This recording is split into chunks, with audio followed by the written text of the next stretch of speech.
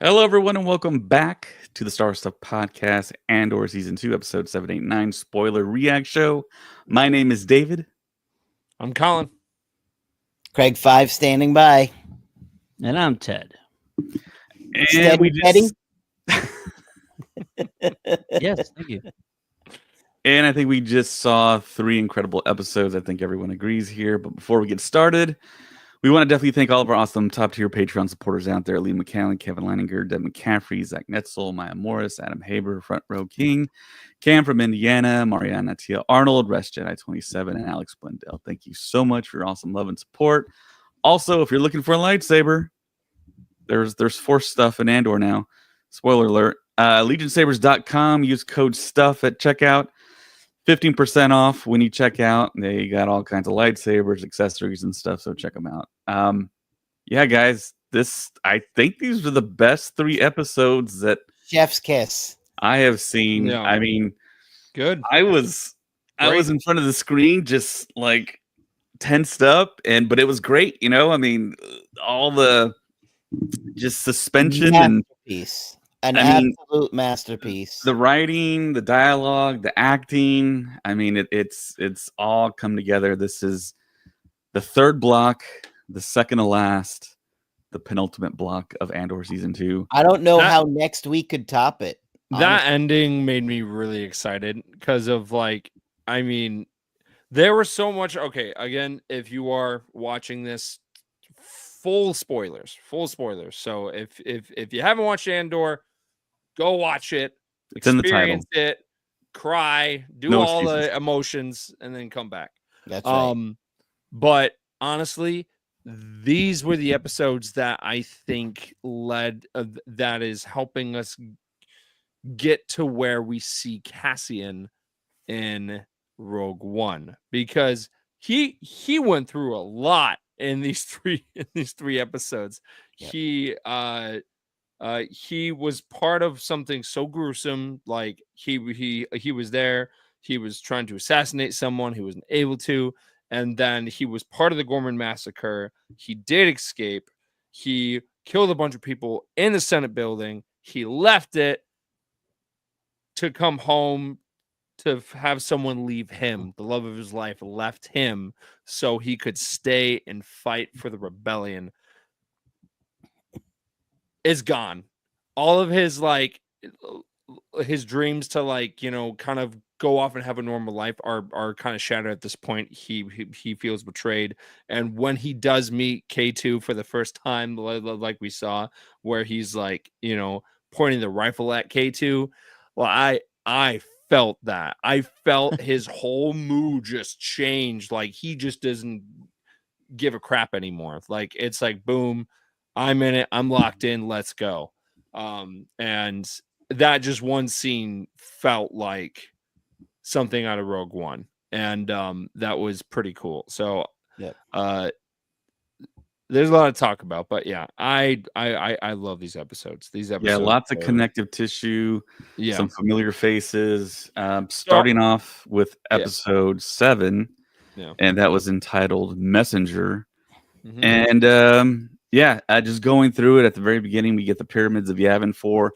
Yavin is totally established. It looks kind of like the Yavin we expected to see from the beginning, and not seeing like those bunch of like misled buffoon rebel soldiers shooting at each other and not knowing what to do. And we talked about in the pre-show who is going to maybe not make it. Wilmon was brought up. Wilmon returns.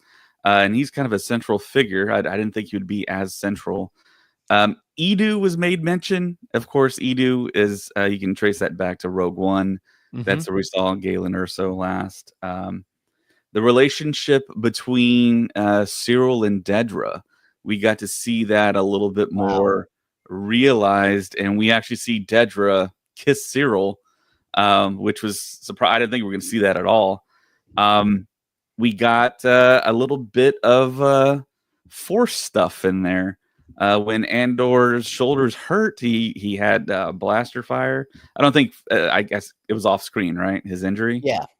So, he goes to the kind of the inner sanctums of Yavin 4 there, and they talk about force healers. I think that's the very first mention in the Andor series of that.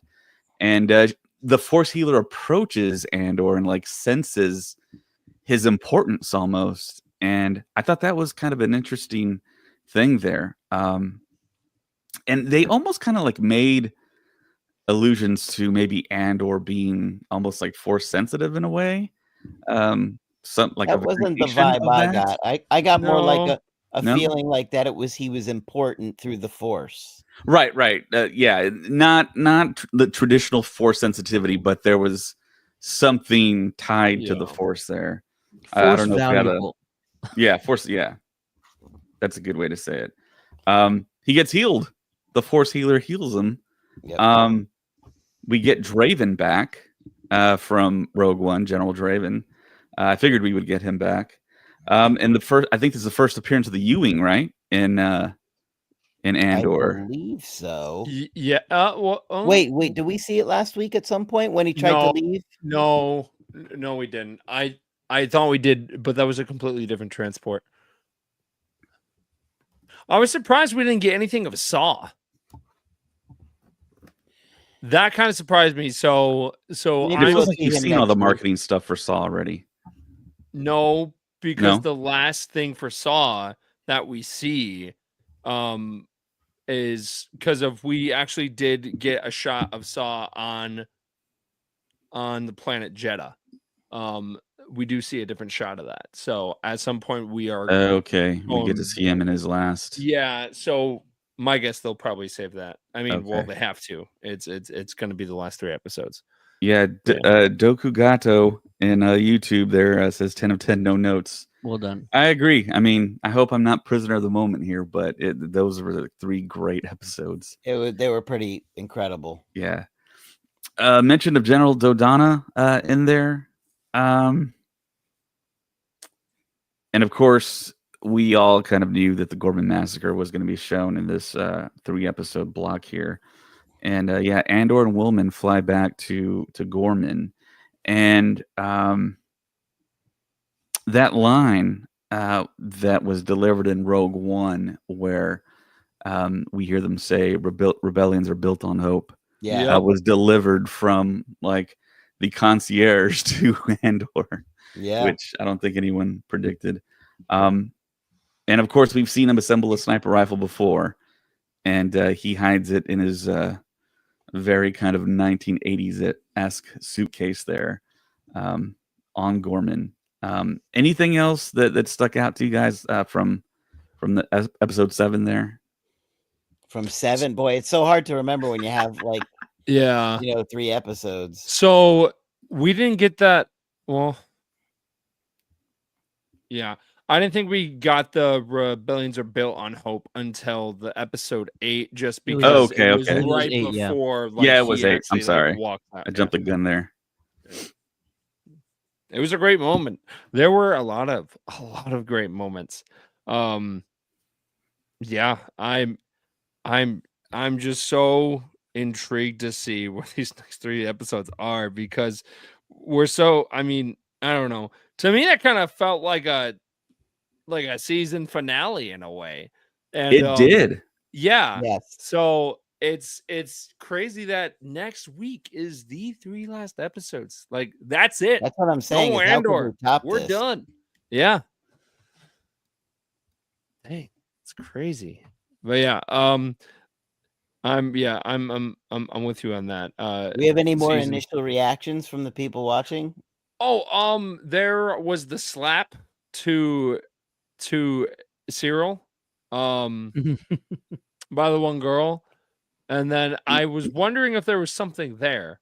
If I was kind of like, it seemed like there was some type of history there. Like he tried to help and warn her, and she just didn't hesitate and just slapped him and then walked away. Yeah. So I feel like something happened there. I don't know what happened, but something definitely happened there. Well, yeah.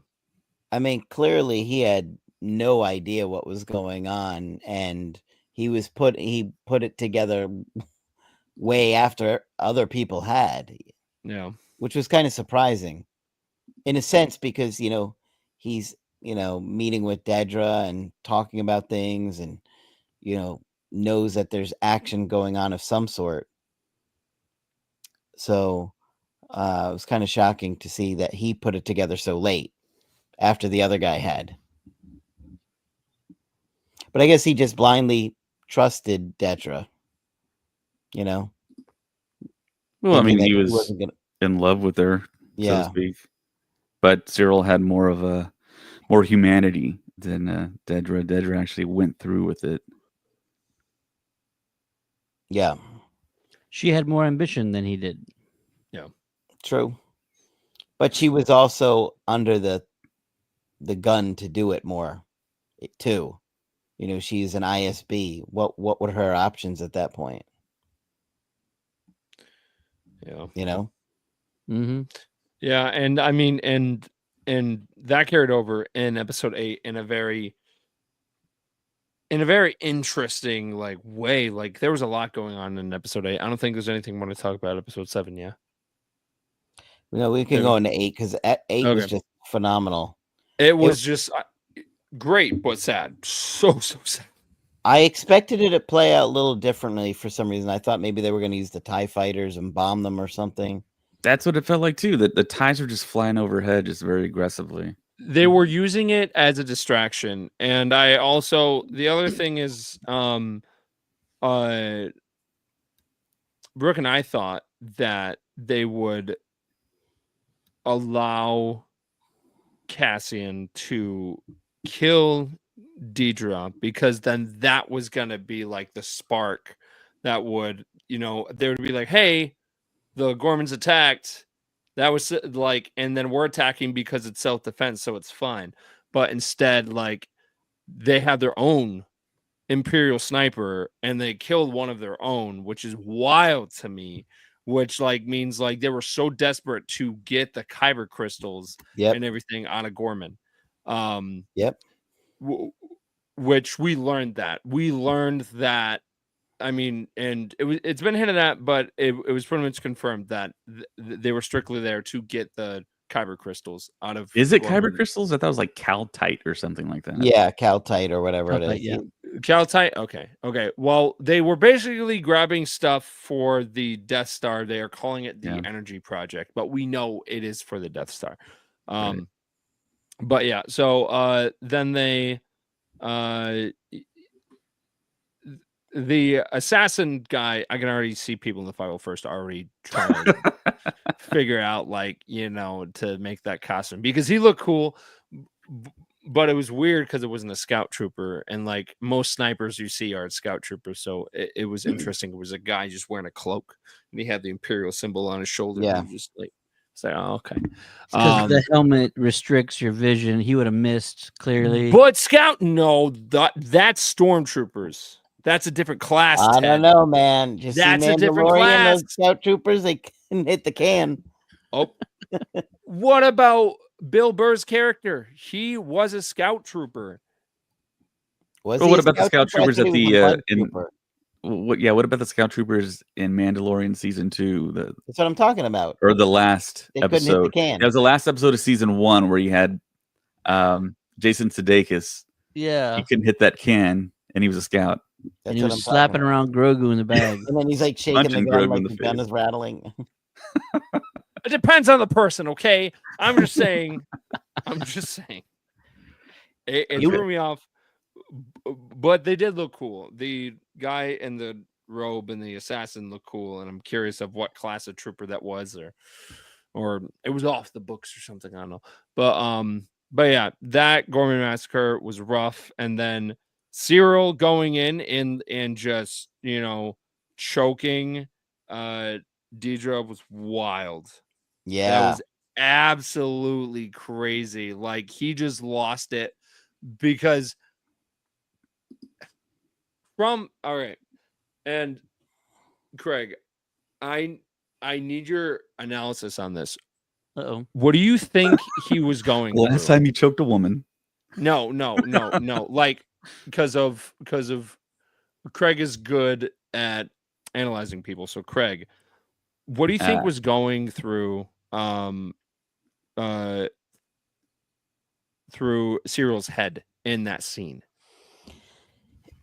It was a built up just rage at that point because he had been betrayed and she knew all along, and so he felt like a fool trying to get her that information, and yet he's like, promotion, what did we do, right?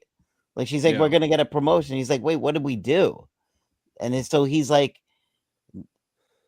he's just so angry at hurt that his love interest that he's been putting his life on the line to be a spy for years has not even given him half of the story.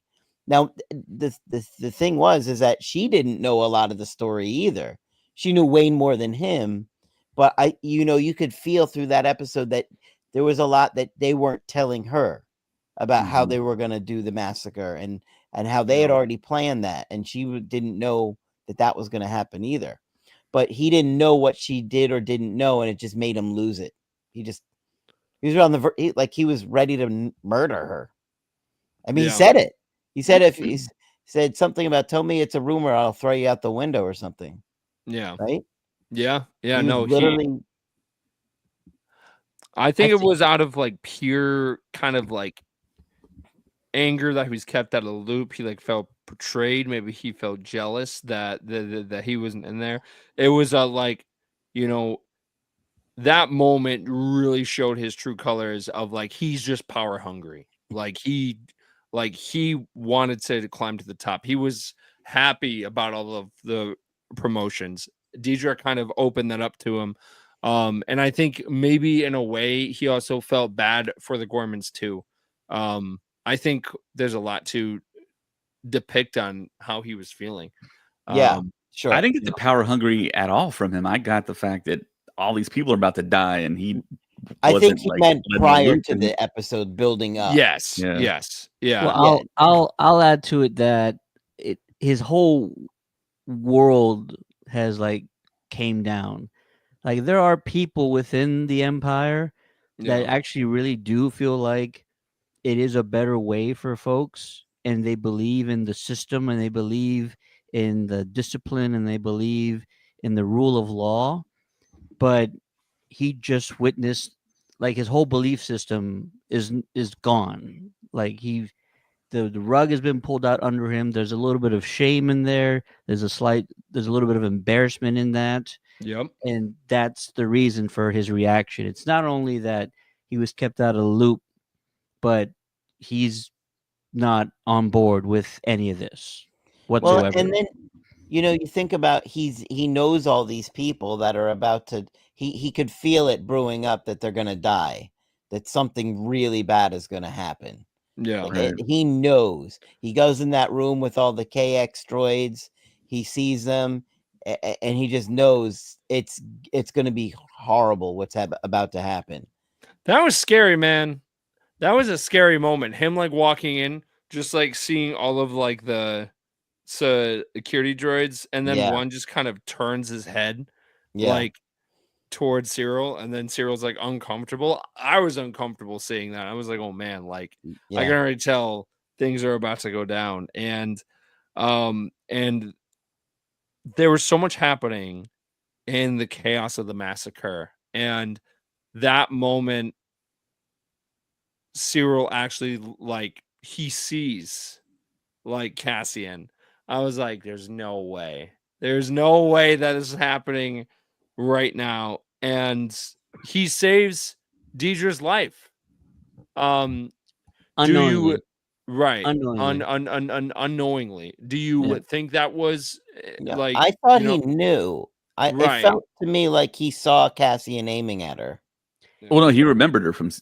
He remembered him from season 1 when he was hunting him down.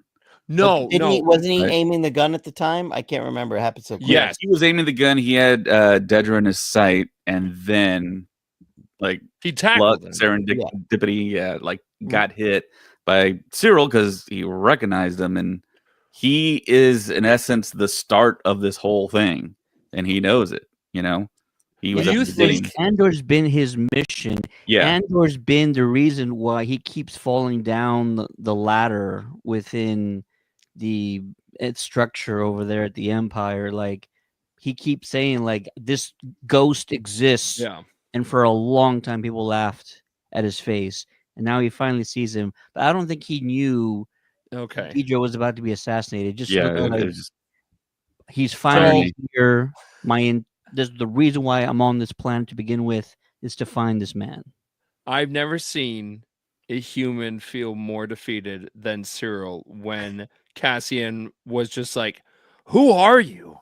And then he was just standing there, like, just baffled of being like, "How do you not remember me?" Like, his path has led him to this moment, and Cassian didn't even remember him. And that also shows you the trauma and everything that Cassian has gone through. So to me, it had that been shows years. Yeah. You know, it had been years, and he only saw him briefly from the back. Yeah. Remember? Cyril was Didn't they have like a picture of him on a monitor though? Yes. I remember that. Of Cyril or of Andor? No, of Andor, where Cyril saw the identity. He knows but Andor barely saw Cyril. He only right. Yeah, so Andor didn't like really know knew him from him behind for like a second in Right. Ferrix, and he's like, "Don't turn around" or something like that. It was his Thanos all moment. that chaos, you know. Huh? I don't even know who you are.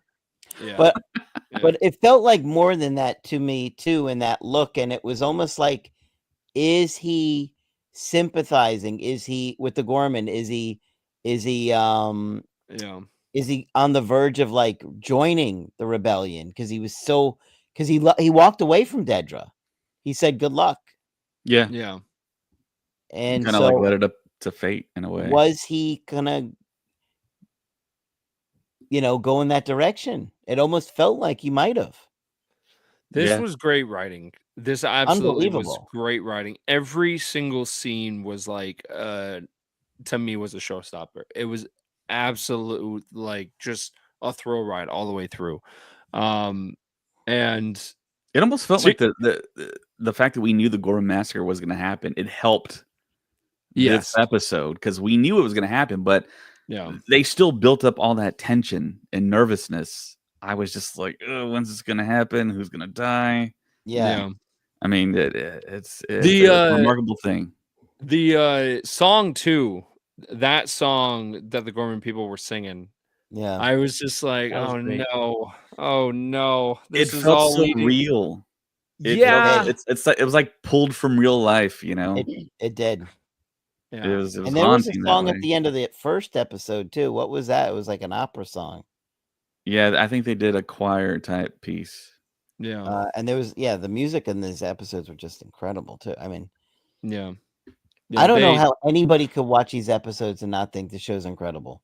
Honestly. You know, I think it was episode 8 that one of the songs playing in the background was very Hans Zimmer like. I was like, is Hans helping on this one? It was either 8 or 9. One of the tunes that was playing was a solid like Zimmer inspired song. Yeah. Yeah, I am great. Man, yeah. And Cyril gets killed, which who saw that coming? I mean, not until kind of like when he was getting his ass kicked by once you knew they got into the fight, you knew it was a fight to the death. I thought it was a fight. Yeah, because we all know Andor. I didn't expect him to get killed like that, but obviously that came out of nowhere. But I did feel like it was a fight to the death, and obviously we know Cassian survived. So well, I figured nobody was getting out alive in the plaza to begin with. Like I didn't know how Andor was getting out alive. Yeah, or Wilmon. Yeah. Yeah. So Cyril gets shot.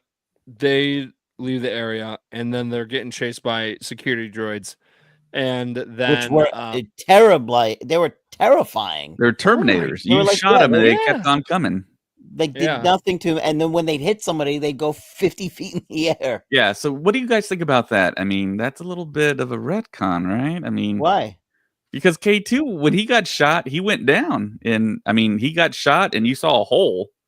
his shoulder in Rogue One. Yeah, so that was my kind of thought process because of, maybe when they reprogrammed him, something went wrong with it. But didn't they? His coding was degraded. Yeah, they didn't blast the other security droid in Rogue One, where because at one point K2 is like his hand in his head or whatever. Right. But I don't think they shot that droid. I think they just shut it down. Because if they shot it, it would make a lot of noise. So I guess you could just attribute it to a different type of blaster. But then here's my other thing. Why on earth didn't they give blasters? Why didn't they give the same material that they're using for the security droids? Why didn't they give that to troopers? Because the blasters were just bouncing off. I'm just like, dang, that's crazy. It was Galen Erso. Galen Erso messed up the plans for the KX droids. I don't think that's in his department. Makes sense to me. Yeah. Yeah, I mean, they could have stuck a piece of plywood in front of the opening on the Death Star, and that would have made a big difference. He's helping with the energy project, but yeah. He's got a lot of friends.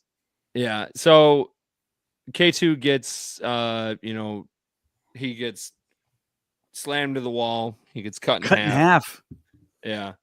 And then Cassian is on his merry way, and he's got a new friend. He's cut in half for the time being, but it's funny because we never heard them talk. So it was interesting to hear Alan Tuning's voice finally in the last episode. But going into episode 9, that one was also just great writing.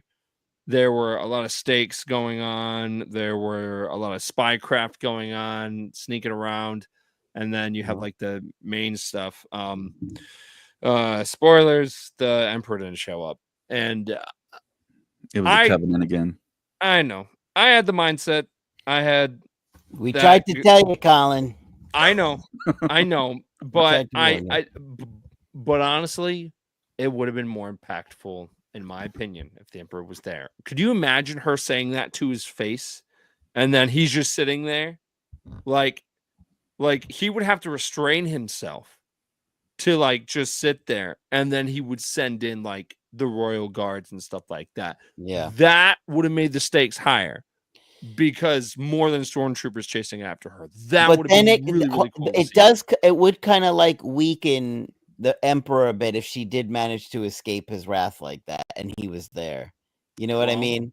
Well, because it's like Count Dooku that has failed, you have had Ventress that has failed, you have had Grievous that failed. How cool would it be to see the Mastermind actually fail?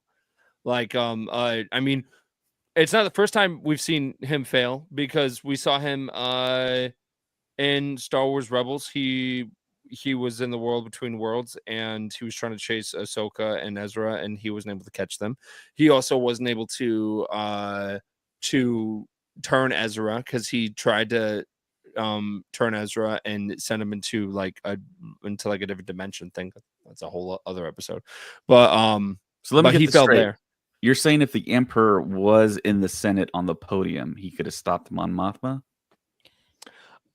Well, he could have force choked her. He could have done all that if he wanted to, but I think he would have restrained himself to. Right, he can't kind of reveal himself, right? Well, not reveal himself, but it would turn the Senate against him. Right. If he just straight up just. Right, that's what I'm saying. It would have. Right. I don't think it would have made a big difference, but yeah. Force choke would maybe work if he a turn of the hand or something. Yeah. Maybe. Yeah, he could have easily went. Yeah. Yeah. So I thought it was good. I mean, if Vader can do it from far away, obviously Palpatine can. Yeah. Yeah. That was my thing, is that I just wish that the Emperor was there. It was still a great scene. The speech was great. And I think they used the same music from the when Cassian's mom did her speech in the final episode of season 1. I think the music was very, very similar. I don't remember. Yeah, it was so much, taking it all in There's is a like lot. these are initial reactions are just. I know we jumped ahead, but I want to point out Ryland's his kind of journey through this, realizing that and he says it like Akbar, it's a trap. And I was like, pointing at the screen like DiCaprio. But yeah, just his realization, and he was just like so stunned. And it's like, what do you do with all those people? Tell them to go back? No, they're like all on a mission to be out there protesting.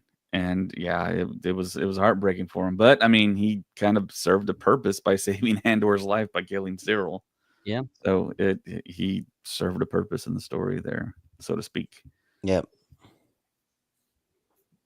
Anybody else commenting? I'm curious what the initial reactions from the viewers are. Some people are talking about the very end. It looks like Adam Locke is out there on YouTube talking about Bix. Yeah, and Charles Clark on YouTube just says that Cyril was heading down Andor for the longest time. So yeah, we didn't. I don't think we predicted in the pre-show that Cyril would be the one dying in this block of episodes.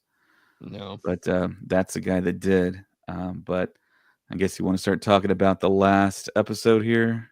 Yeah. So yeah, the last episode 9. Welcome to the Rebellion. Colin's been predicting that she's going to have the speech, Mon Mothma, in the Senate. It happens, and she officially gets welcomed in. And of course, we get Benjamin Bratt as Bail Organa have a bigger role in episode 9. And it's a good thing they had him come in for that brief moment last week. Yeah. And Tony Gilroy explained as much. Yeah, that he was going to have a bigger role. Didn't take me out of it at all. But he kind of explained why they weren't in the same place, so to speak. And it felt like it made sense story-wise going into Rogue One and A New Hope, in a sense, that they were kind of split up, and why Bell stayed back. Mon Mothma gave the speech. Yeah. She basically became public enemy number 1. She had to get out of there. Bail Organa was just kind of silent, and he was able to stay. Yep. And it was interesting, though, because we didn't really see any conclusion with her family or anything. Yeah. The husband, the daughter, like. I'm curious if we'll talk about that, because the other thing mentioned Tay. Sure. Yeah, I just thought there would be more of a, oomph that would have made her, give this speech. Like, I don't know. And we heard the speech while she was practicing it. And if you had the captions on, you could read every single word. We actually, so what's also cool is that, no joke, after this episode is done, you can continue right off. Like I'm not even kidding. You can continue directly where this episode leaves off in Star Wars Rebels.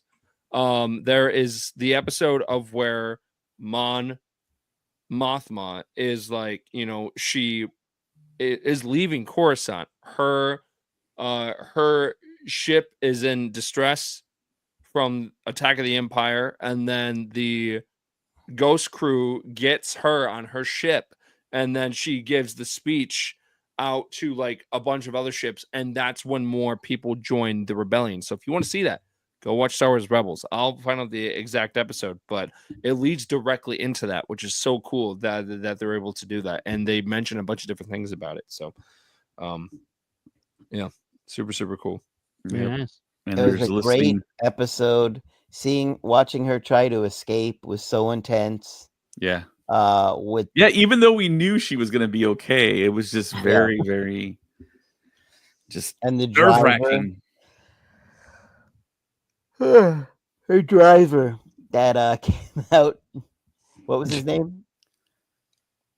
I don't know what his name was. Was it? I don't want to say. And and he's like, "We start with a K." Yeah, he's like, "What's your driver's name?" Yeah, like Cloris or Clovis or something like that. It actually sounds kind of close. Yeah. And then Andor says the name, and he's like, "What?" And just bam, takes him out.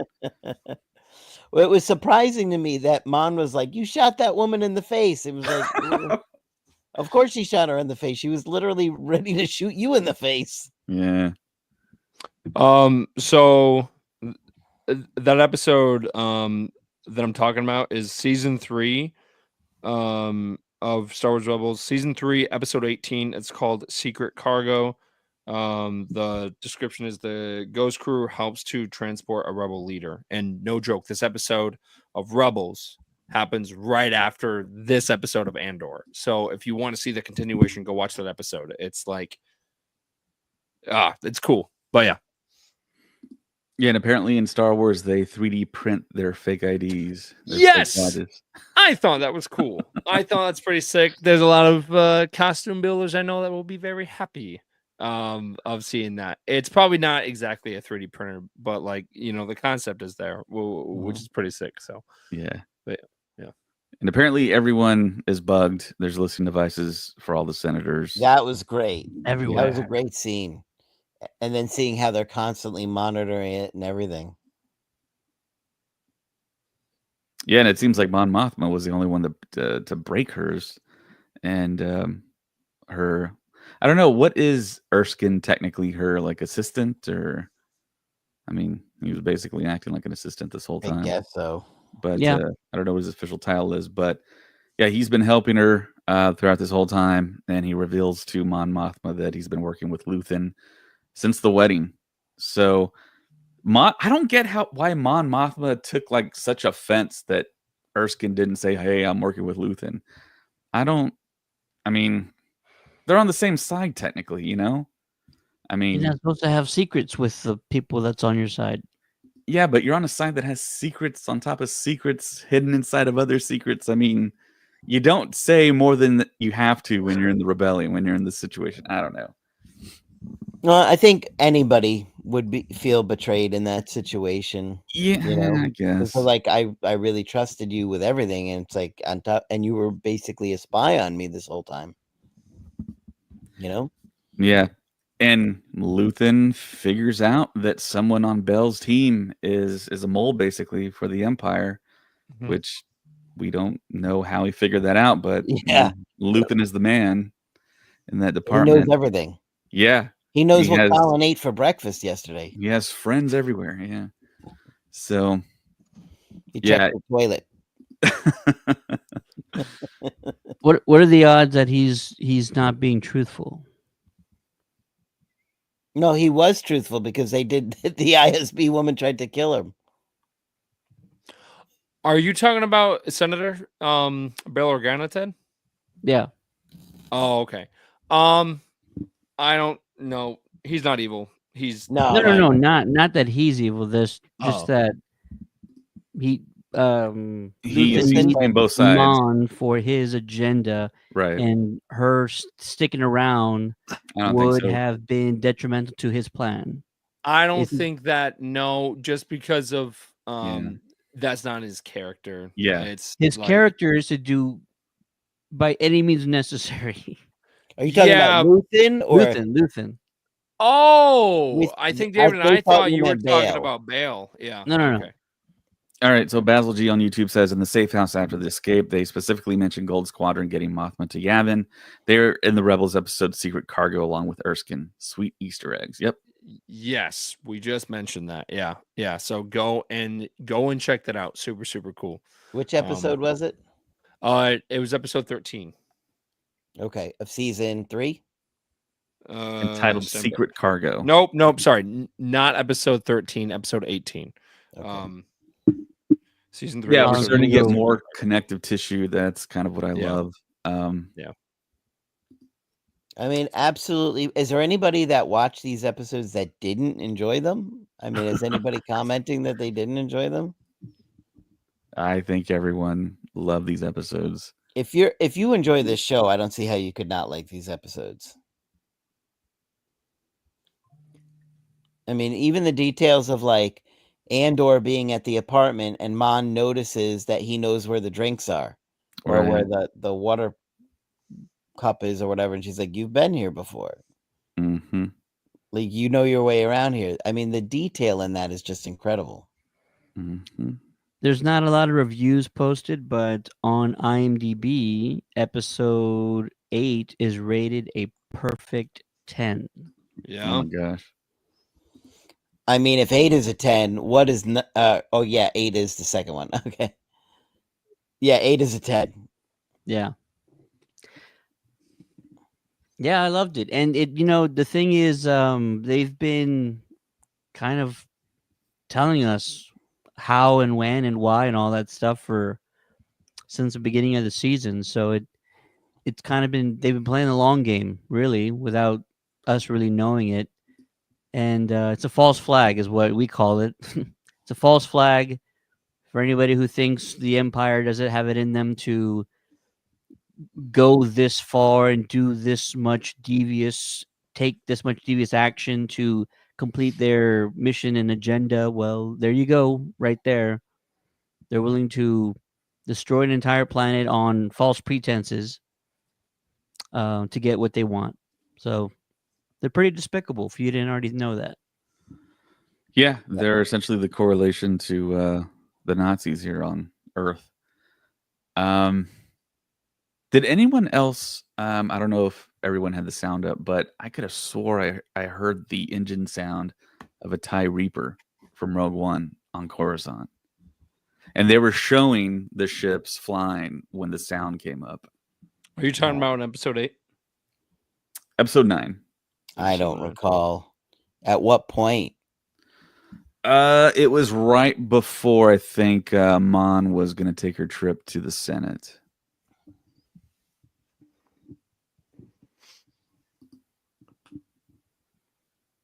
Not sure.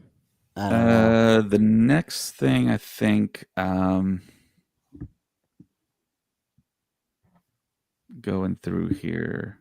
I do want to point out a alien species that I saw super quick, and I was kind of surprised to see it, but it's the same species from Star Wars Outlaws. They are part of the Ashiga clan, and they're called the Malido. I don't think we've ever seen them in live action before, but here's the picture if I can pull this up here. But so they look so familiar. Yeah. The one on the right is from Outlaws, and then the one on the left is from Andor, seen in the Senate building. So I was shocked to see them. I was very, very shocked by that. Yeah. But it's a cool win for Outlaws, because now people are gonna be like, where's that from? And then they'll look it up, and they'll be like, oh, Star Wars Outlaws, interesting. And then they'll dive into Outlaws. So yeah, it's cool. Hey guys, next week I'm gonna be here. You wait till you see me. That was spot on, Craig. That was crazy. It sounded just like him. Wow. I'm telling you, it's gonna be the best episode yet. Yeah, we know Morak. Was that his name, Morak?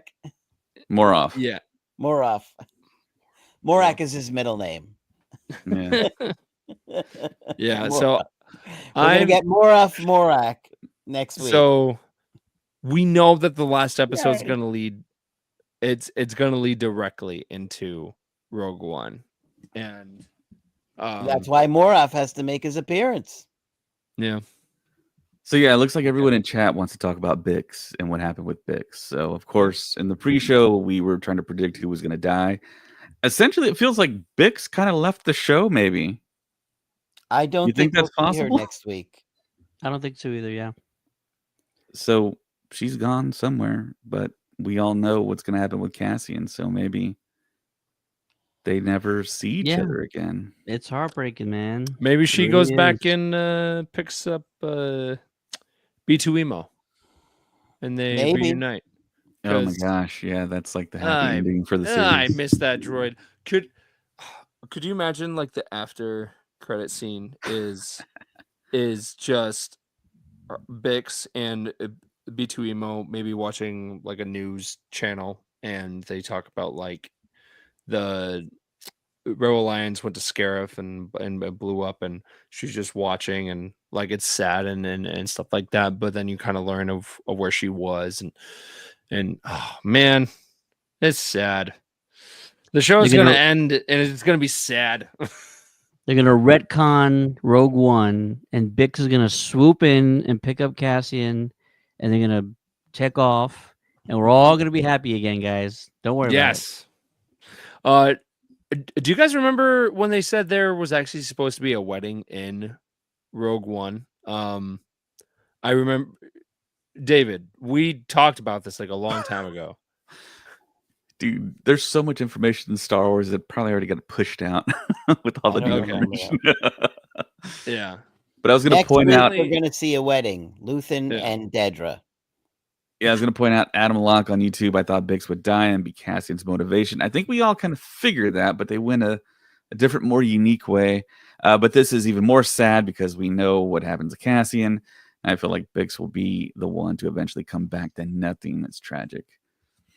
Adam Locke on YouTube also says, given the more mature direction of the series, I expected the massacre to be bloodier than it was. I did too. I thought it was going to be very mature. But it was kind of typical Star Wars blaster bolts, and I expected like bombs getting dropped on that plaza for some reason. Well, or TIE fighters blasting it. Yeah. Adam Locke also says, I appreciate them showing how physically ill she felt after the massacre. Her loyalty is to the Empire, but she's still human. Yeah, Dedra, like reacting, like pulling at her collar and her facial expressions and leaning on the wall. And yeah, I mean, she has a conscience. I mean, she just killed a whole bunch of people. She gave that order. It was like the Andor version of Order 66. Charles Clark on YouTube says Cyril was hunting down Andor for the longest time. We covered that. Anna on Facebook says, I didn't see Bix walking away from Cassian. I would have thought she'd die. And that would put Cassian over the edge because he'd have nothing more to lose. Yeah, that's like the more like cliche, stereotypical way that I think everyone was thinking. And yeah, that's an interesting way. I mean, it's a creative way how to get Bix out of there without just straight up killing off the character. I really liked it, but of course, everything from Tony Gilroy to Andor is written really well. And to point out exactly who was writing these episodes for this block, it was actually his brother, Dan Gilroy. If you notice that in the end. Yeah, I saw that. And the director for these 3 episodes was Janice Metz. I believe that's the name. So yeah, we had a different director, different writer for this block. Now, next week, do you think we're going to see Luthen die and Dedra die?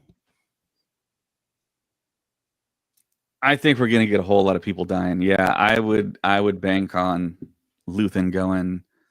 I agree. But although, I mean, look at Bix. They creatively found a way to get her off the main storyline and maybe put her in a safe spot. Because it's almost like with Rogue One, you kill everyone, okay?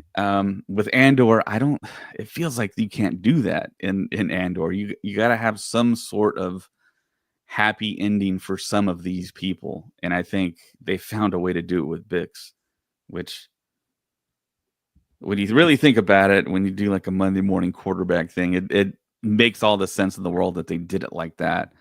But I mean, who knows? It feels like Bix is just safe now. She's out of the picture. But yeah, I'm thinking about Luthen. I'm pretty sure he's gonna go. We're gonna find out next week that Bix went to Alderaan.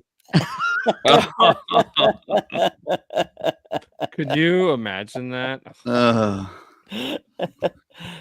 Oh man, that would be a gut punch with a knife. Her and Cassian, like both having like this, like pretty much like the same death, would just be very sad. It would be very sad.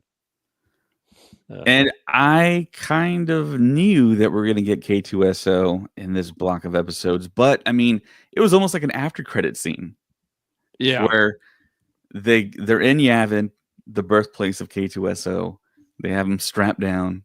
Everyone has like big blasters pointed to them, and they reprogram them. And you hear Alan Tudyk's voice, And he politely asked, "Can you not shoot that I thing?" apologize if I offended you. And of course, they're going to have a year's time to get him solidified, get that relationship going. So we're going to hit the ground running next week, our last week of Andor season 2. See, knowing that, I feel cheated. I want a season of just that year of them together. Did you think they could maybe do like some type of weird prequel thing in the middle, the adventures of Andor and Cassian, or Andor and K2SO? They actually talked about that like over. tease. Yeah, they actually talked about something like that over at Star Celebration because of they were talking about like how how cool it would be if they could do something like that because of those two characters are so cool, and I mean we've seen different stories in the comics and stuff like that, but honestly I think having like just a Cassian and K2SO show would be great. And if they could have Diego Luna come back and Alan Tudyk, like just, I think my thoughts and my feelings for the longest time have been, it's going to sound ridiculous when I say it. It's going to sound silly. You're going to laugh. Do the sequel to Rogue One, but it's not A New Hope. It's the Bothans getting the plans, and you have Mon Mothma involved in that story too. Wait, but the Bothans take place in Return of the Jedi, not A New Hope. That's why I said sequel. Yeah. I know, but because when you say what's the sequel to Rogue One, everyone goes, it's A New Hope, Yeah. But it's really kind of a spiritual sequel to Rogue One, where it's, again, they're stealing plans. We get to finally see Bothans and explore that story. And it's like a very espionage type story, and Tony Gilroy handles it the best. Unfortunately, Tony is done. I think he's probably exhausted after this.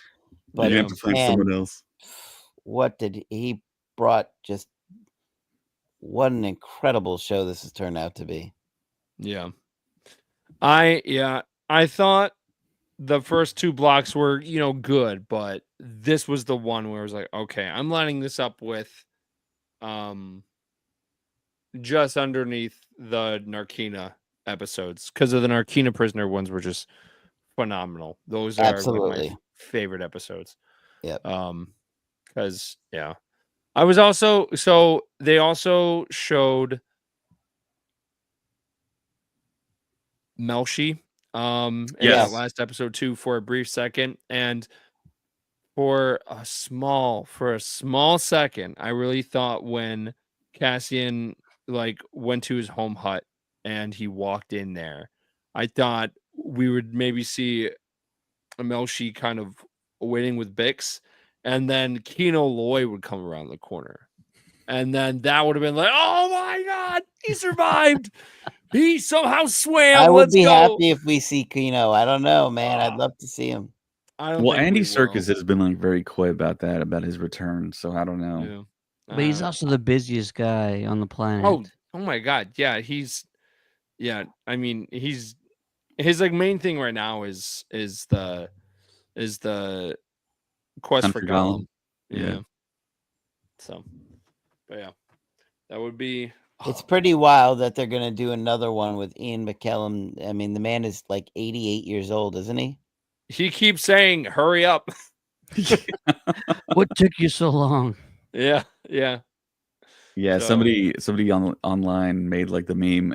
Are we back in like the year 2000? I mean, we're getting a Gollum movie being shot, as well as X-Men being shot in a movie. Yeah. Ian McKellen is Gandalf and Magneto again. We're Dream films. We're getting I Know What You Did Last Summer movies. It's crazy, man. Let me tell you.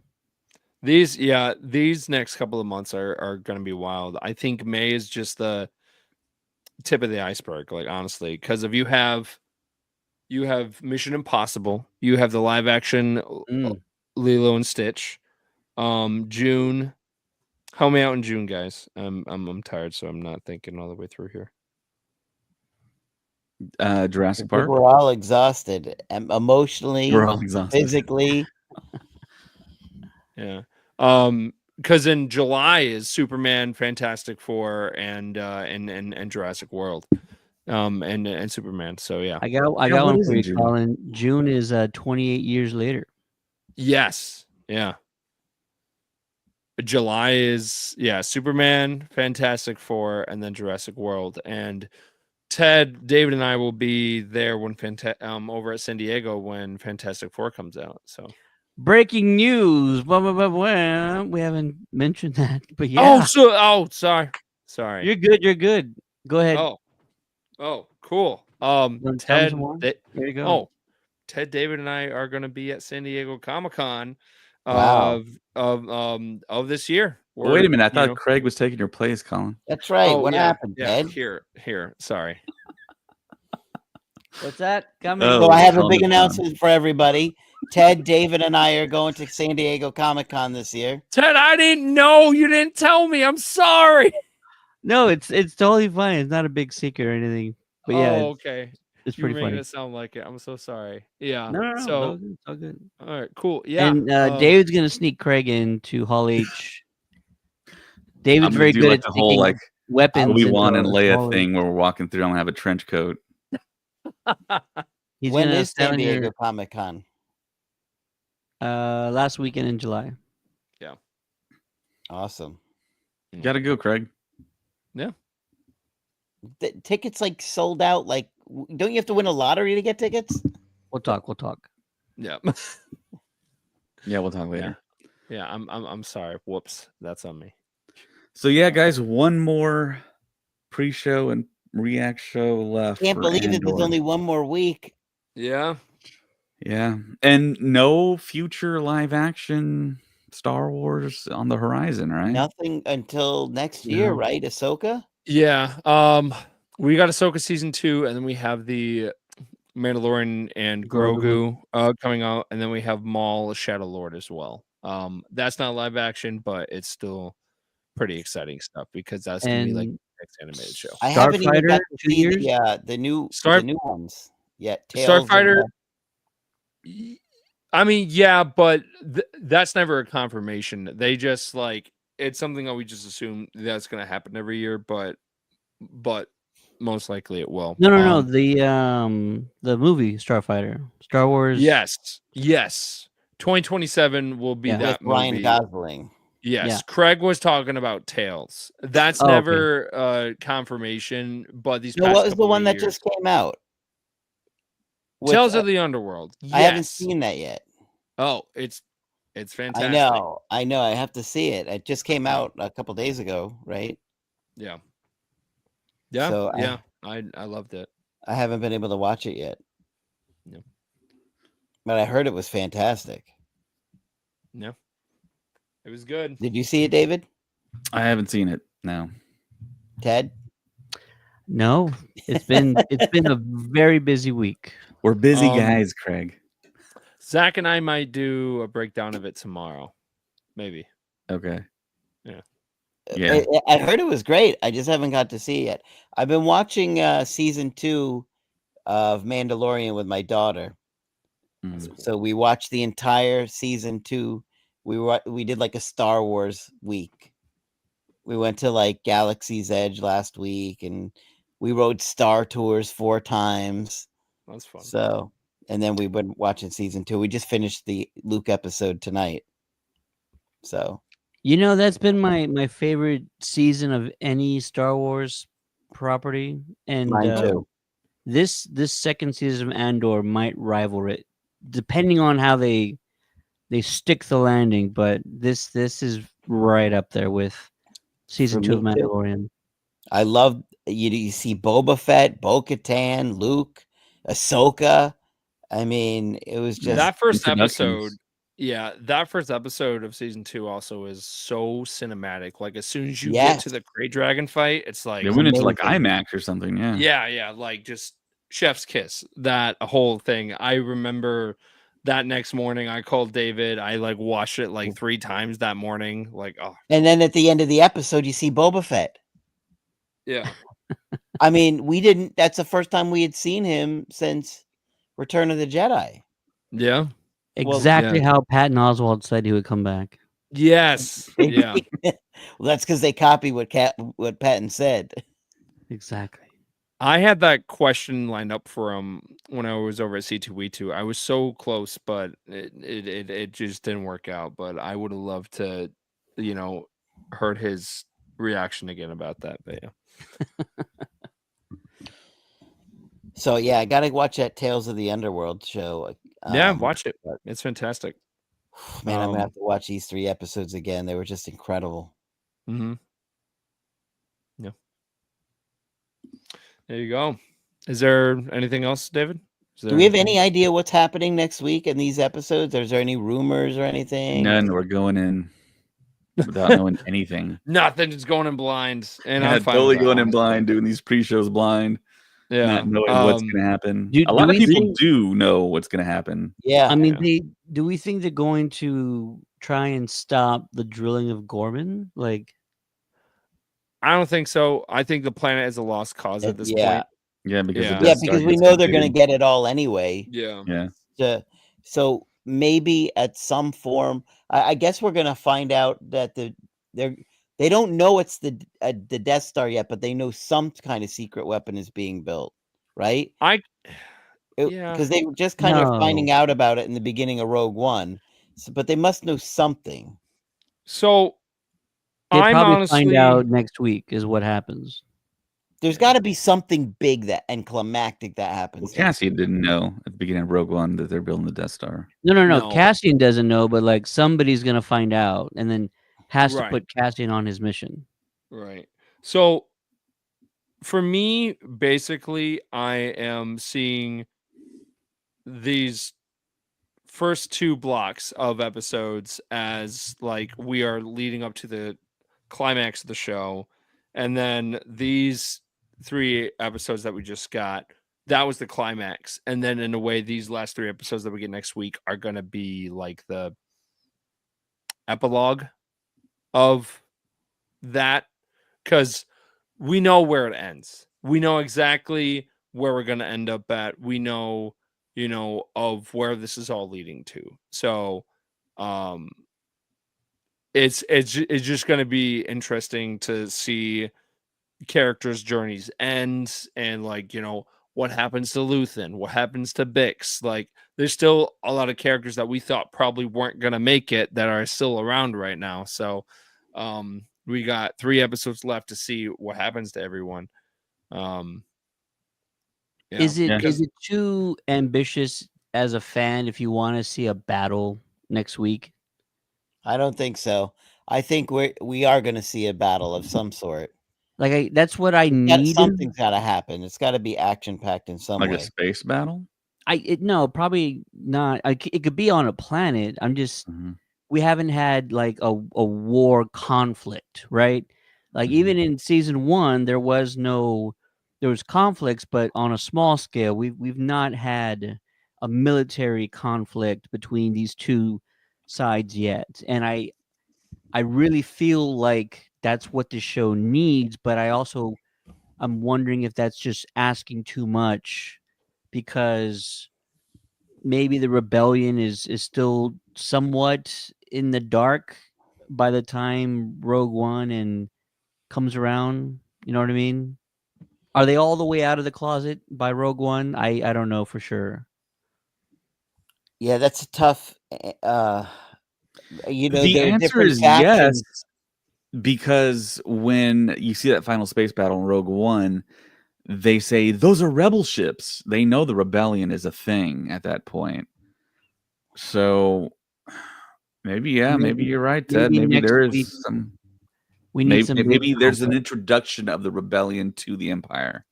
We get Admiral Raddus was said to be in the show somewhere. Yes, and when you have Raddus in there, he's always eager to fight. I'm gonna be there, guys. You can count on me. Yeah, on YouTube, Delgado says, do we think any surprise characters will show up in the final 3 episodes, like from the original trilogy or Rebels? I'm thinking Rogue One.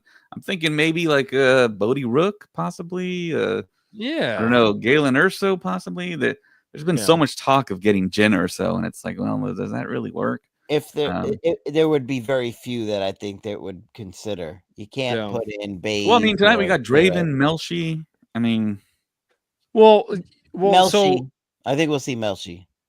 those characters make sense though. Like of having them there. Jeddah would. That'd be cool. We do know we get Jeddah because maybe there was we get a trailer. The statue of the Jedi upright before it falls in Jeddah.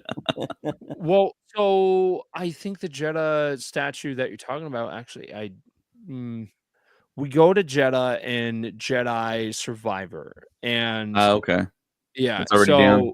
Yeah, there's a bunch of Really those ancient. different types of statues that are already down. Most likely that one's been down for a while, but I could definitely see, brief cameos from some of the characters. I don't think anyone from Rebels. The only one that I would be okay with, like at this point in the timeline, because I thought that we could have seen, Hera or someone at this point, but it's not going to happen. I don't think we're going to see it, most likely, but I think Callus. I think Callus would be a great character.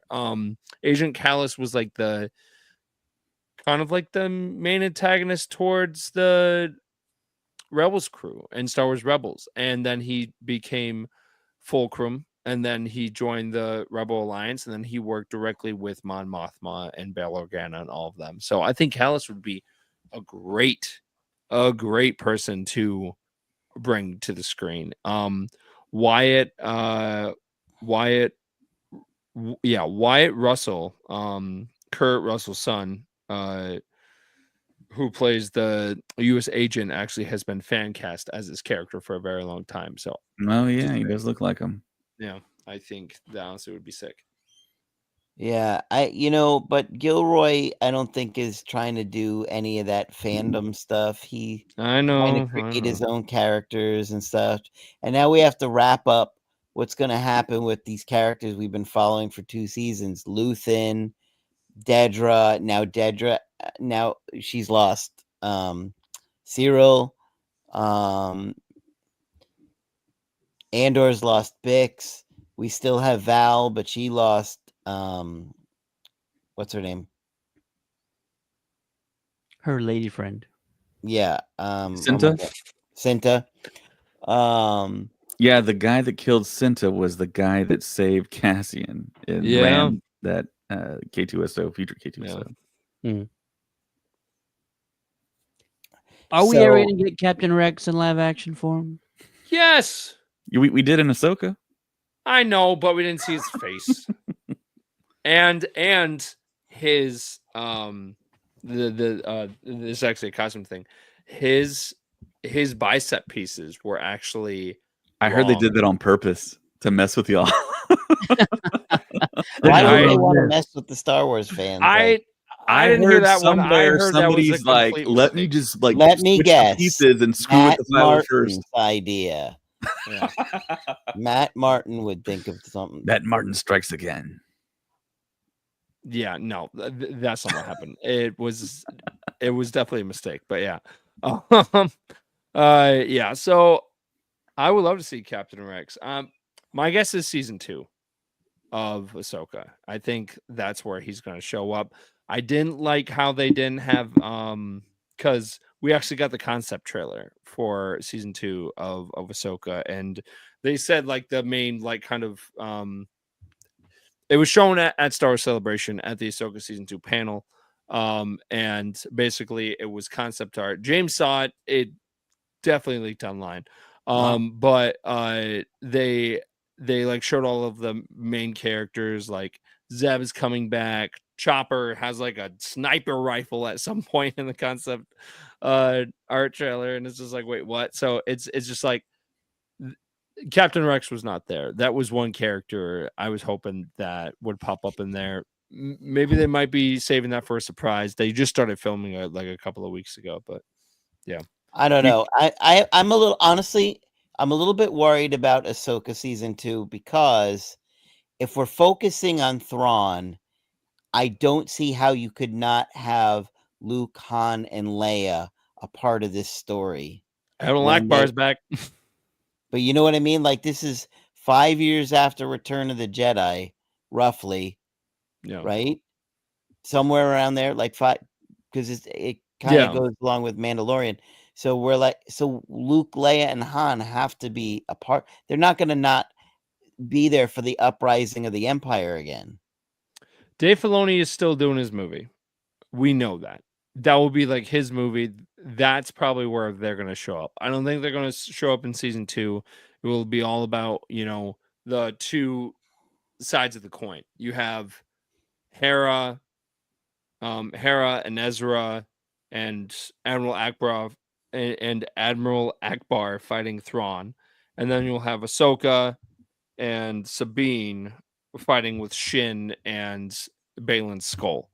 Because of what they said during that panel was that it was going to be a kind of dual-sided story. So they'll be going back and forth throughout that season. And I just don't think that having Luke and Leia and Han show up in that would be the right time. I think the right time is going to be in Dave Filoni's movie. I think that's going to be the one where they show up. As long as he's, they're involved when it's confronting Thrawn and stuff. They can't just be absent. That would be crazy. I don't think they'll be completely absent during that time, but we know that Thrawn and Admiral Akbar are going to be fighting in season 2. There is going to be a big space battle. There is going to be a huge battle. They've already confirmed that. That's happening. Yeah. I don't think Luke and them are going to be in there. If I saw the Millennium Falcon, I would flip out. Absolutely. But I don't think that's going to happen. I think they're going to save those appearances for the Dave Filoni movie that's going to come out in a couple of years. We have to find out how it gets to Jakku. We actually, so that battle already happened. That battle happened like a year or so after the events of Return of the Jedi. So all of that was leading to that battle, because you can actually play that battle in the newer Star Wars Battlefront 2, because that's part of the Inferno Squad and all that stuff. That's part of that campaign. You can actually play that battle, which is sick. So we do know what happens in Jakku. But it's going to be akin to Palpatine and Vader not showing up in Andor season 2, that you don't get the big 3 in Ahsoka. You know what I just thought of? We didn't see Tarkin this week. We're not going to see him at all, I don't think. No, I think all the CG budget's going to go to K2SO. Yeah, I've given up for the. Don't you guys think, with all the name dropping they've done for the Emperor, that we kind of would have a better chance of seeing him than Vader? They haven't mentioned Vader once. They've mentioned Palpatine at least twice. They flat out said in one of the interviews, I think it was was it Rolling Stone or something, that Palpatine Gilroy said that you're not going to see Vader or Palpatine. And I think Vader is kind of looked upon as a henchman, kind of. That's fine. Vader not showing up. I'm fine with that Vader showing up. I think it was a missed opportunity for the Emperor not showing up. And Ted, you're right. They actually mentioned him, I think, almost every episode. I think maybe there was 1 or 2 episodes where he wasn't mentioned, but no joke, he was mentioned almost once a week. They're mentioning him. Why do you keep doing it if we're not supposed to see him? Right. That would have been an awesome reveal to have him just I don't have a cloak. Seriously, we hear Mon say his name, right? And then you cut to Emperor on his throne going, "What the f?" And then they bleep it out. You Jedi sympathizers. Yeah, or Vader pops in and says, "Get my Emperor's name out your mouth." Get this. Keep Palpatine out of your mouth. Is Dave Filoni's secret series dead? The Lost Tapes, or whatever he was going to call it. Secret song track, the secret track. Ghost Track 17. I think that became Skeleton Crew, right? Say it again? That was Skeleton Crew. That was the working title, I think. Oh, okay. Well, that's Ghost Track 17. I think was a reference to a Simpsons episode or something. Yeah. Okay. Something like that. Or was that something radio? I thought you were referring to the other Clone Wars episodes that they actually, did voices for, and and they actually showed one clip over at the 20th anniversary of the animations panel, and it was Cad Bane kind of like showing Boba Fett the ropes, and it was Anakin chasing Boba Fett through the streets of Coruscant. And right before he showed it, he was like, "Hey, just let you guys know, I'm showing this to you guys, but this is never going to air at all. This is all you get." And then I saw it and was like, "Why would you do that to us?" Now I wish I didn't see it, because this is good. This is really, really good. So yeah. Wow. Yeah. Why do you think they didn't finish off those other episodes? I don't understand what they. I mean, there's a huge following. People love the show. Well, season 7 was kind of like the love letter. I'm with you. There was a lot more that they could have done. At one point, the Bad Batch actually was on Kashyyyk, during the Clone Wars, and they fought the spiders and like and they were writing like the creatures and stuff. But then they ended up not, going fully through with it, just because of the buyout because then Disney bought Lucasfilm, and then they had to cancel those episodes. But then you brought season 7 back all these years later.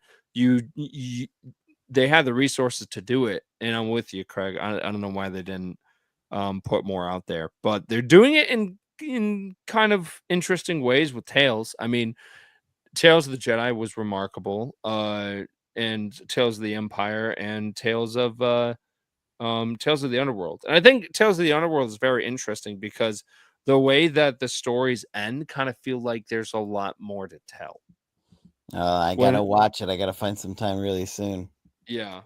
So that's what intrigued me about those episodes. So yeah, Grammar Rodeo became Skeleton Crew. Ghost Track 17, I'm not sure. There's not like a lot of articles about it. Well, and the articles are from like 2 years ago. Years ago when it was a thing. And I don't know. I think the lead theory was it was going to be a live action Rebels, but we have live action Rebels. They're in Ahsoka. Yeah, and Ghost Track 17 is in reference to like the Beatles. Mm. And another like working title connected to it is called Her Majesty. So don't know. I was absolutely blown away by these episodes tonight, and I hope that it really brings a lot of enthusiasm back to Star Wars, because seeing a show like this has just been incredible. The writing has just been so good. Some of the best writing I've ever seen in a show. Yeah.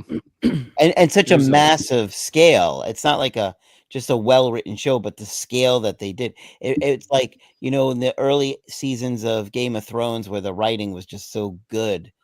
And then, like those first 4 seasons. So I actually just saw an interview that Tony Gilroy gave where he was directly asked about the volume and using stagecraft like they do on The Mandalorian. He said specifically the reason why they did not like concentrate on using that was because of workflow. Because when he does his show, he wants the actors to be shot first and then do the post as they traditionally do. But in The Mandalorian, they have everything on the screen for the actors to look at and stuff. So he said the reason why they don't use it because his workflow is different, not because he wants it more expansive, so to speak. And I think that's kind of the general kind of thought process everyone has in regards to why they shot it with sets as opposed to being on like a volume stage. And that set was massive. That square was a massive set. I mean, they're shooting in real environments and then adding like the background and the connective pieces of buildings and stuff because they've shot at a McLaren like showroom. They shot at I think I want to say, I mean, a lot of like real kind of famous places in Europe, just like what they did with Rogue One. And that structure in front of the Senate that they keep on showing in Andor, it always reminds me of Comic-Con. It reminds me of San Diego Convention Center. That's funny. With all like the wires, because it's like white and like all like the struts and everything that's holding up the roof there. I could see that. Speaking of Thrawn, Lars Mikkelsen's birthday is today.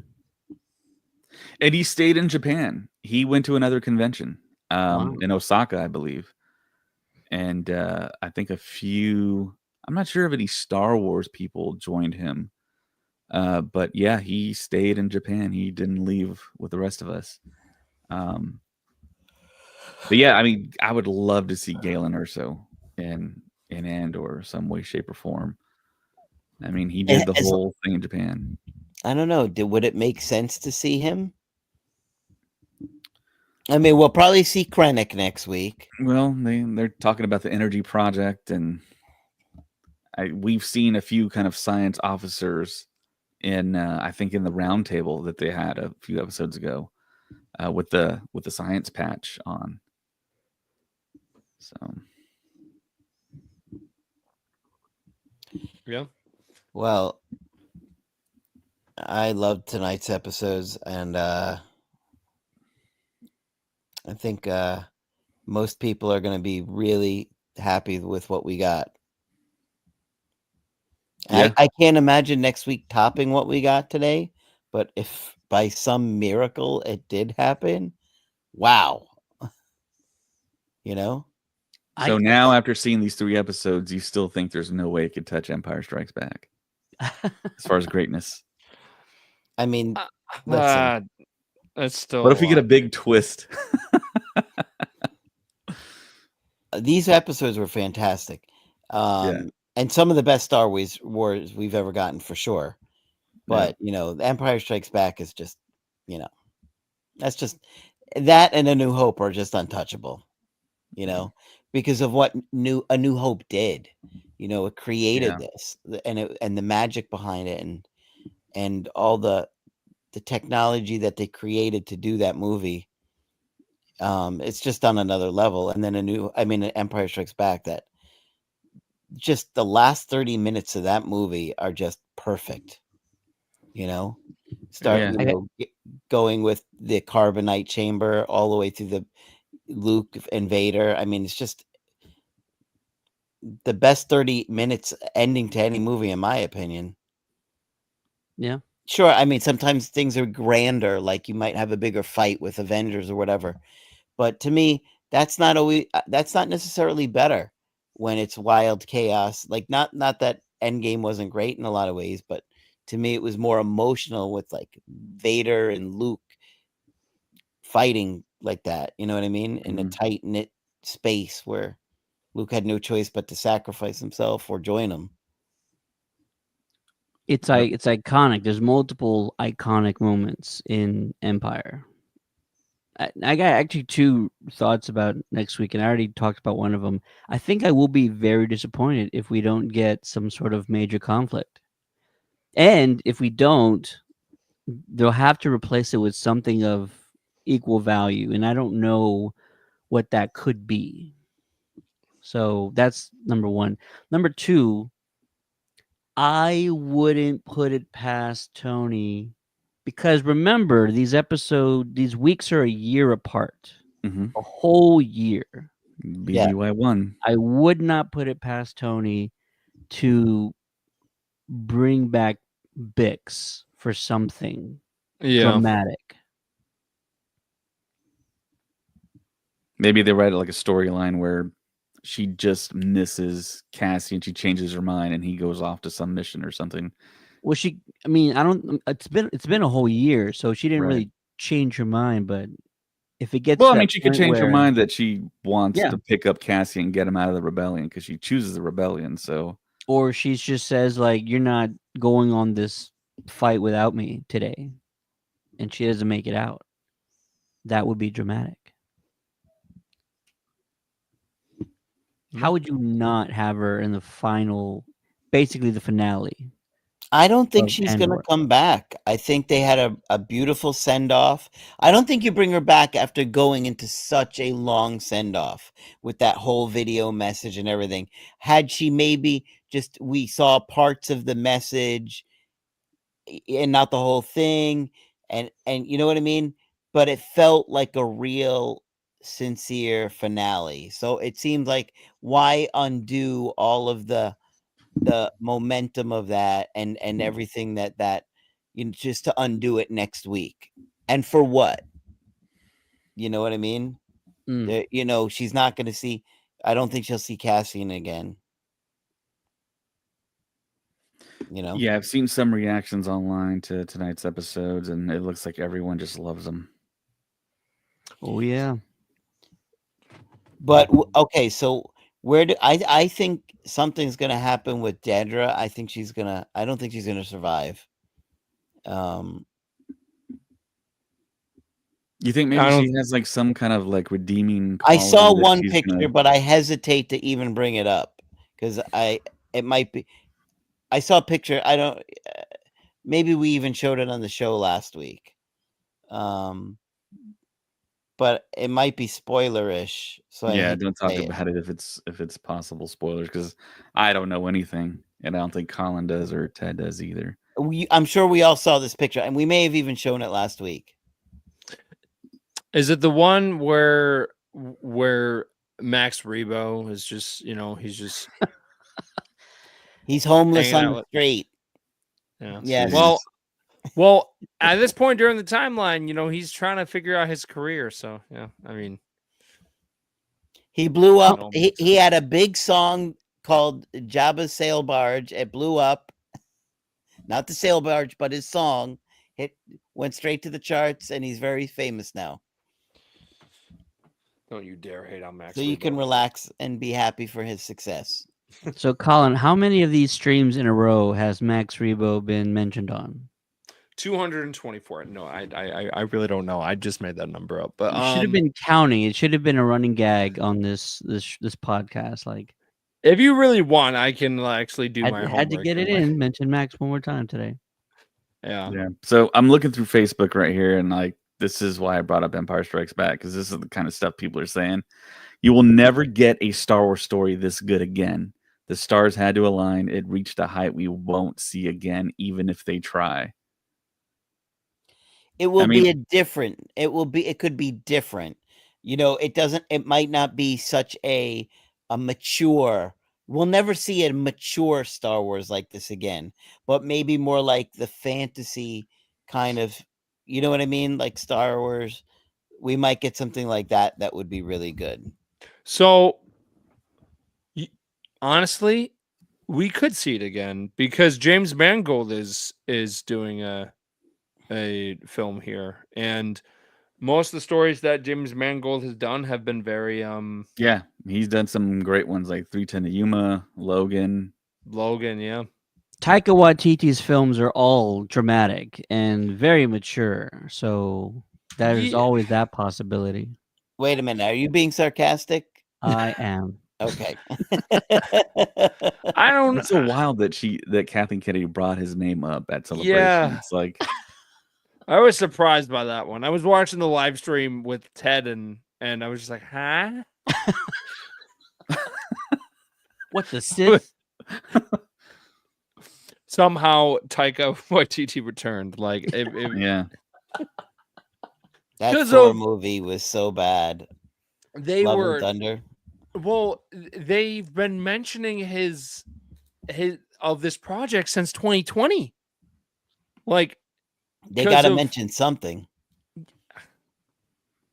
They did. They announced other people that we didn't know were doing stuff in that, but they mentioned him. And I remember a quote that David and I talked about a long time ago where he was like, yeah, I'm working on it. I'm kind of putting it on the shelf for now, and I'll get back to it. And then I remember going on a small rant of being like, Star Wars isn't something that you put on a shelf.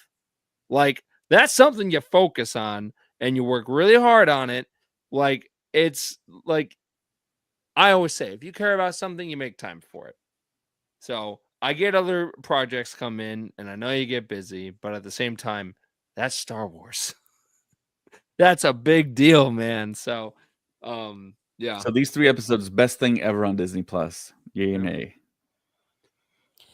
Are we talking about original? Everything across everything, Marvel, Pixar. Yeah, Disney. Are we talking? But are we counting the original trilogy? Or are we saying new stuff? No, Disney Plus. Disney Plus. An original. Disney Plus original. Yeah. Are we Well, saying made for Disney Plus, David? there were so many great episodes from The Mandalorian, and then there were. Listen, nothing is going to top that Luke episode in Mandalorian for me. Yeah. Sorry, I waited 30 years to see Luke like that, not Last Jedi Luke. So, I mean, there's a big difference. I mean, Andor is so like steeped in reality and the realism of war, the concentration of wartime stuff. And then everything else is kind of like the fantasy war element of a galaxy far, far away. And this is like rooted in like what we've experienced here on Earth. And it's so like gritty and realistic. And it seems like it takes from stuff that humanity has experienced. So it's like a different flavor of Star Wars. Sure. But if I had to go to a deserted island and I could only bring one, you're taking Mando season 2. It would be Mandalorian season 2. Yeah. Over Andor season 2.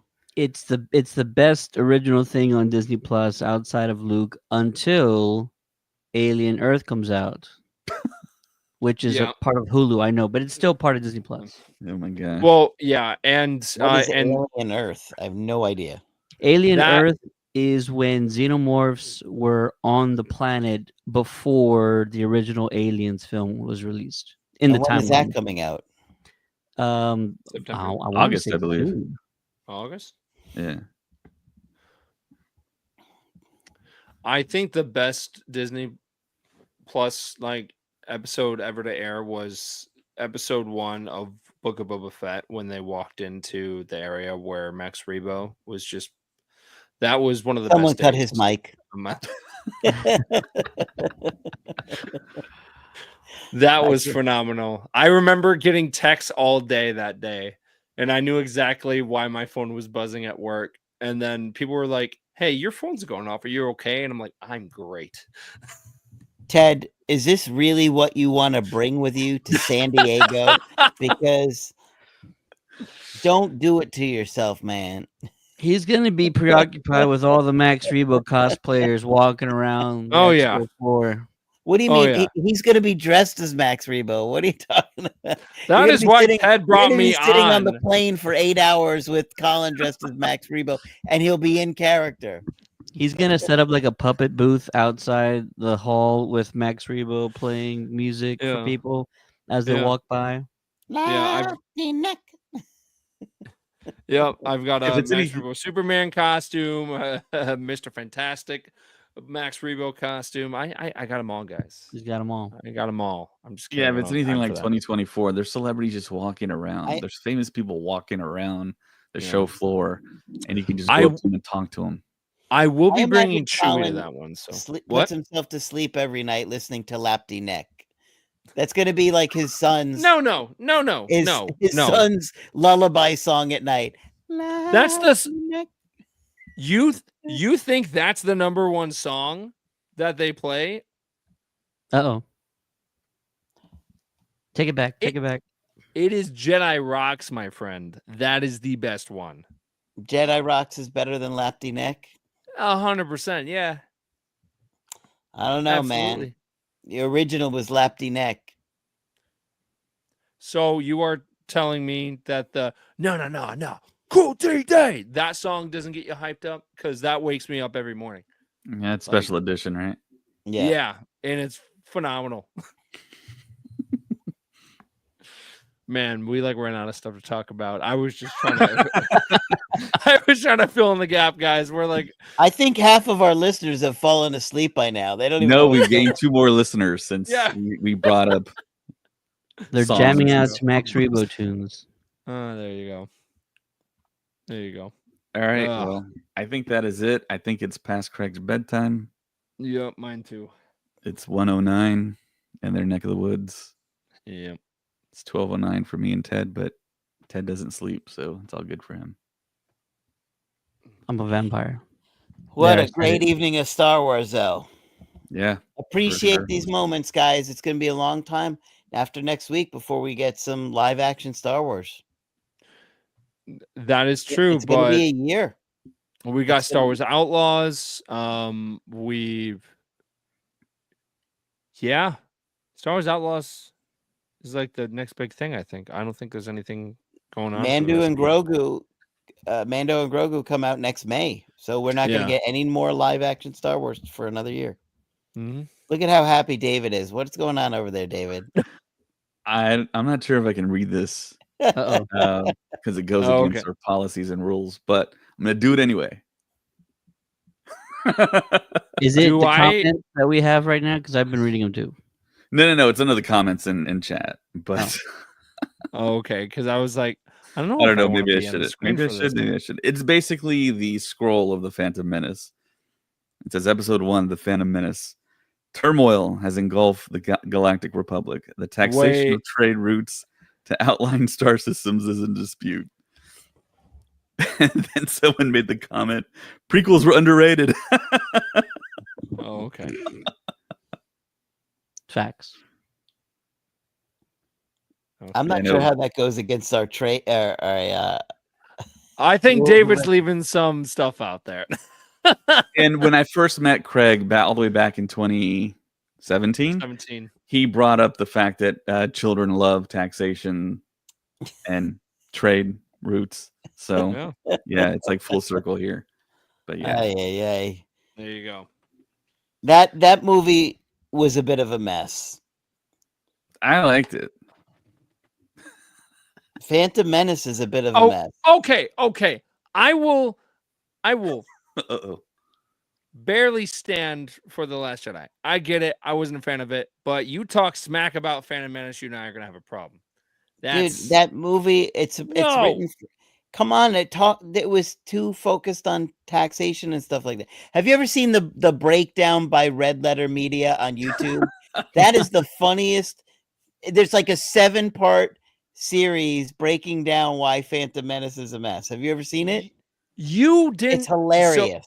So you're telling me back in 1999, when that movie came out, and maybe you went to the theater, I don't know where your life was at that point, but yes, you're I was telling there me opening night. Okay, you didn't freak out when Darth Maul turned on his blades and they fought when they were pod racing. I'm not saying that it wasn't a great fight. But the movie is a bit of a mess. Like, go watch the Red Letter Media breakdown, and you'll see exactly why. It's so funny. It's absolutely hilarious. If you've never seen it, it's very famous. There's like millions and millions of views on it. I don't know. It doesn't sound like your opinion. It sounds like you're forming it from someone else's opinion. So, well, they break it down from like people that are writers, and when you see what they're doing and talk about it from like a writer's perspective, it makes a lot of sense in what they say.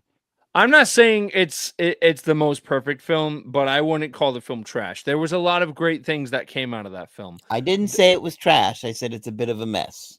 Of what you said was true from a certain point of view. Okay. I heard it. Go watch George Lucas and Rick McCallum watching the movie together. Even they're talking to each other. They're like, "What have we done?" It's Have you watched season 2 of Light and Magic? I have not seen it yet. Go and watch it. Go and watch it. You would love it because Rick McCallum is like unhinged. Like he just unhinged. Dude, he is just so truthful. Like he's like, I'm not under any contract. I'm just gonna tell you exactly what happened. So yeah, no, I would go and check that out. But yes. Really? So does he say anything negative about like the movies or what they did?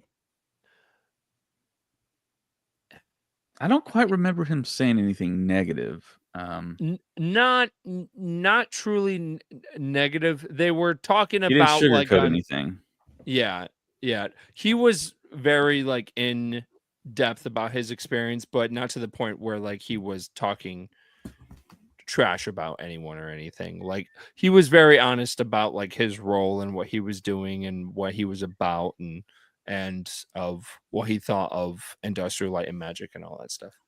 I'll tell you though, in some ways, Attack of the Clones is even messier because that whole 11-minute droid sequence is just like out of control. Like it. Okay, it's like, we're running out of time.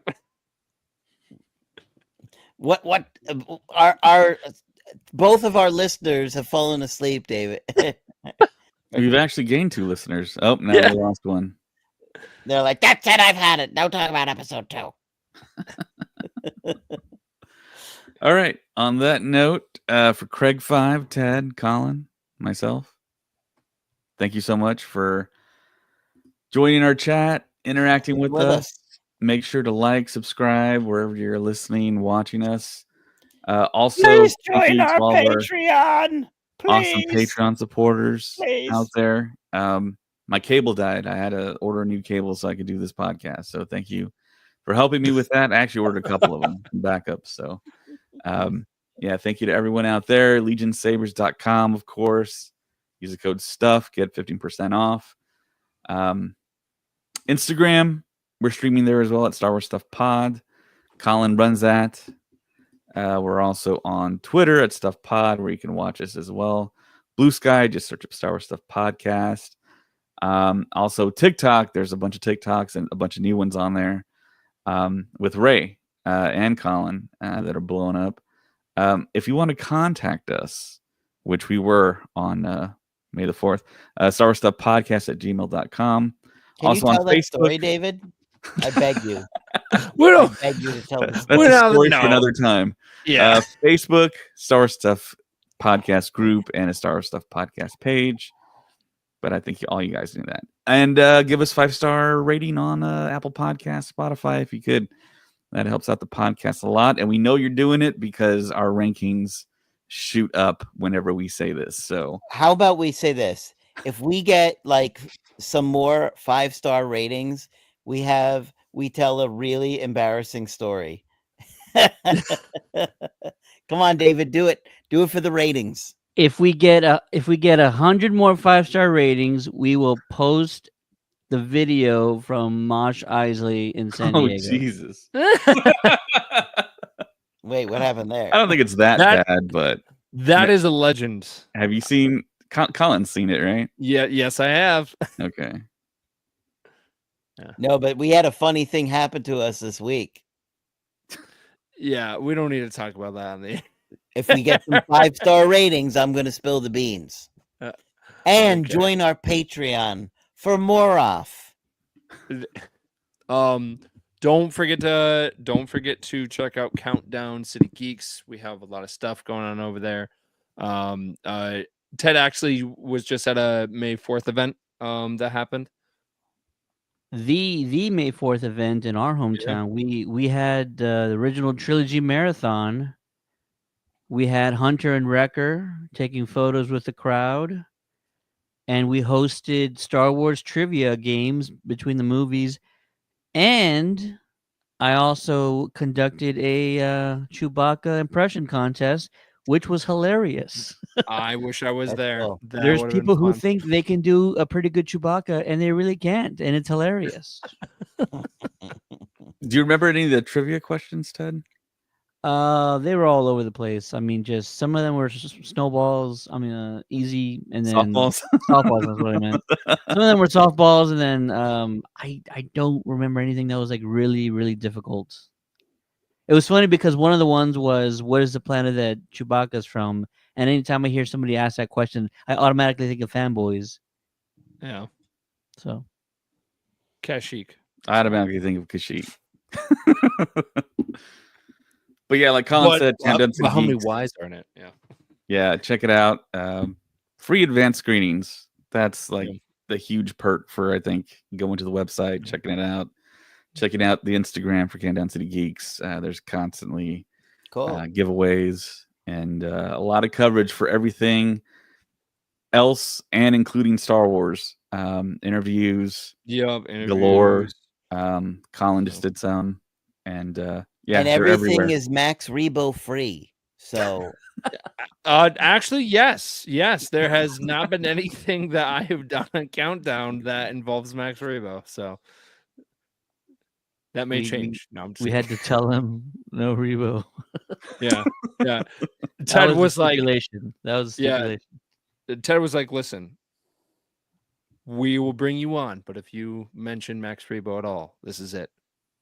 You have one chance. Your career is done. If you mention Max, Craig is going to San Diego. That's easy. He'll crack. I'll be like, you know who the worst character is in all of Star Wars? And he'll just snap. I just start taking all my stuff. Yeah, so I think Craig's going to San Diego now. I Whether or am? not Colin goes. All right. So Can I bring more off? Yeah, sure. You can be one of those people that puts the action figure in every picture you take. Yeah. Oh man. I'll do it. All right. Be done, Lord Moroff. Take no prisoners. Show no mercy. All right. I think now for Craig 5, Ted, Colin, my name is David, and may the force be with you. Happy birthday, Grand Admiral Thrawn. Yay.